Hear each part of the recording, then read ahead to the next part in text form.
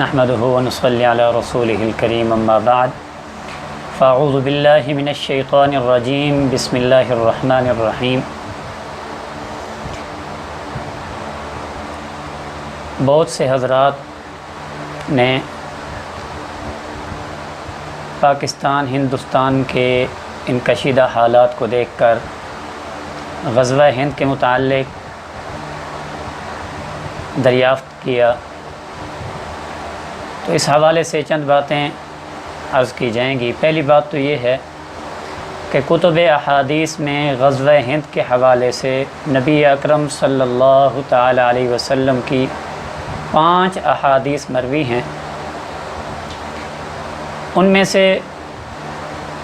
کچھ احادیث کے بارے میں محدثین نے کلام فرمایا، جبکہ ان میں سے 3 احادیث صحیح ہیں جن کو محدثین نے نقل فرمایا ہے۔ ان میں سے ایک حدیث نبی اکرم صلی اللہ تعالی علیہ وسلم کے آزاد کردہ غلام سیدنا حضرت ثوبان رضی اللہ تعالی عنہ سے روایت ہے۔ نبی اکرم صلی اللہ علیہ وسلم سے نقل فرماتے ہیں کہ آپ علیہ السلام نے فرمایا کہ میری امت کی 2 جماعتیں ایسی ہوں گی، 2 گروہ ایسے ہوں گے جن کو قیامت کے دن اللہ تبارک و تعالی نار جہنم سے محفوظ فرمائیں گے۔ ان میں سے ایک جماعت وہ ہوگی، نبی اکرم صلی اللہ علیہ وسلم فرماتے ہیں کہ جو ہند پر چڑھائی کرے گی، اور دوسری وہ جماعت جو سیدنا حضرت عیسیٰ علیہ السلام کے ساتھ مل کر دجال کا مقابلہ کرے گی۔ دوسری حدیث سیدنا حضرت ابو ہریرہ رضی اللہ تعالی عنہ حافظ الحدیث سے مروی ہے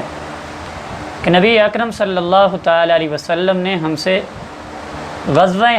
ہند کے حوالے سے وعدہ فرمایا، اور اگر میں نے اس زمانے کو پا لیا اور میں اس غزوے کے اندر شریک ہوا اور شہید ہو گیا تو میں بہترین شہداء کی فہرست کے اندر شامل ہو جاؤں گا، اور اگر غازی بن کر واپس لوٹا تو میں ایک آزاد ابو ہریرہ ہوں گا جسے اللہ رب العزت نے نار جہنم سے آزادی عطا فرما دی ہوگی۔ اور تیسری حدیث بھی سیدنا حضرت ابو ہریرہ رضی اللہ تعالی عنہ سے ہی مروی ہے کہ سیدنا حضرت ابو ہریرہ رضی اللہ تعالی عنہ فرماتے ہیں کہ نبی اکرم صلی اللہ علیہ وسلم نے ہم سے غزوہ ہند کے متعلق وعدہ فرمایا، اور اگر میں نے اس زمانے کو پا لیا تو میں اپنی جان مال سب کچھ لٹا دوں گا، اگر شہید ہو گیا تو میں بہترین اور افضل شہداء کی فہرست کے اندر شامل ہو جاؤں گا، اور اگر غازی بن کر واپس لوٹا تو میں ایک آزاد ابو ہریرہ ہوں گا جسے اللہ نے جہنم کی آگ سے آزادی عطا فرما دی ہوگی۔ یہ 3 احادیث ہیں جو صحت کے مقام کو پہنچتی ہیں۔ باقی یہ سوال کیا جاتا ہے کہ یہ موجودہ جنگیں یا اس سے پہلے جو جنگیں ہو چکی ہیں، آیا ان میں غزوہ ہند کون سی جنگ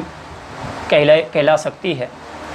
تو اس کے متعلق بعض محدثین تو یہ فرماتے ہیں کہ عہد نبوت سے لے کر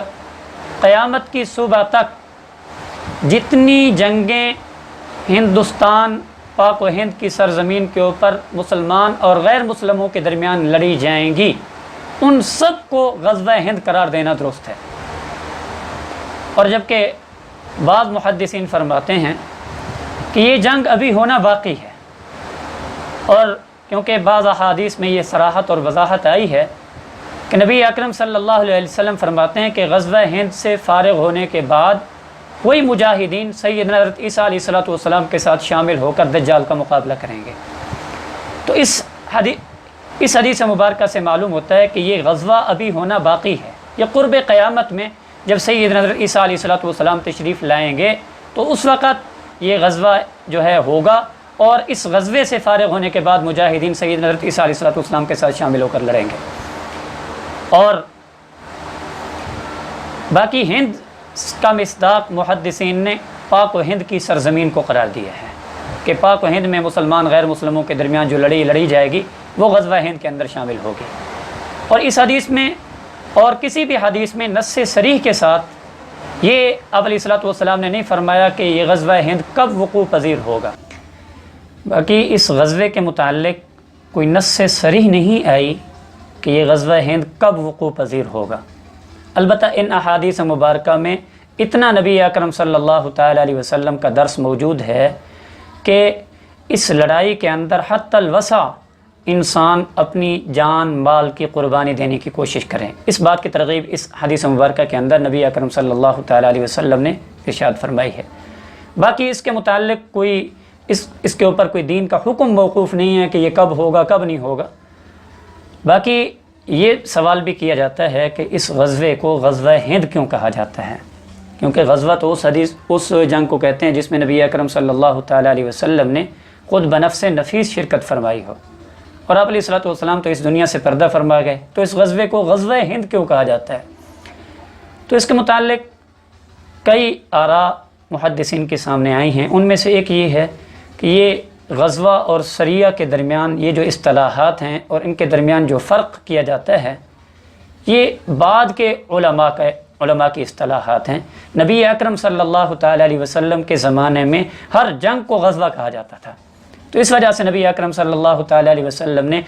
اس غزوے کے اندر بھی جو ہندوستان کے اندر مسلمانوں اور غیر مسلموں کے درمیان لڑا جائے گا، اس کو نبی اکرم صلی اللہ تعالیٰ علیہ وسلم نے غزوہ قرار دیا۔